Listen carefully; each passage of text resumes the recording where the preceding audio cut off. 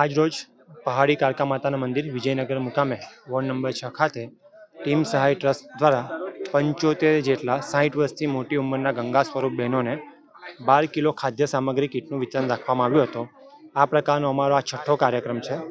આની પહેલાં અમે અલગ અલગ વિસ્તારમાં સર્વે કરીને અલગ અલગ ગંગા સ્વરૂપ બહેનોને કીટોનો કાર્યક્રમ કરેલો છે અને આજે પણ આ સેવાકીય કાર્ય અમે અહીંયા કરેલું છે. સેવાકીય કાર્યમાં અમારે આમંત્રણને માન આપીને વડોદરા લોકસભાના માનનીય સાંસદ શ્રી અને ગુજરાત પ્રદેશ યુવા મોરચાના પ્રમુખ શ્રી ડૉક્ટર હેમાંગભાઈ જોશી વિશેષ ઉપસ્થિત રહ્યા છે.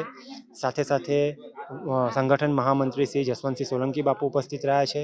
આ જે પ્રાંગણ છે પહાડી કાળકા માતાનું મંદિરના પ્રાંગણના મુખ્ય પૂજારી મહેશભાઈ ઉપાધ્યાય સાથે ઉપસ્થિત રહ્યા છે.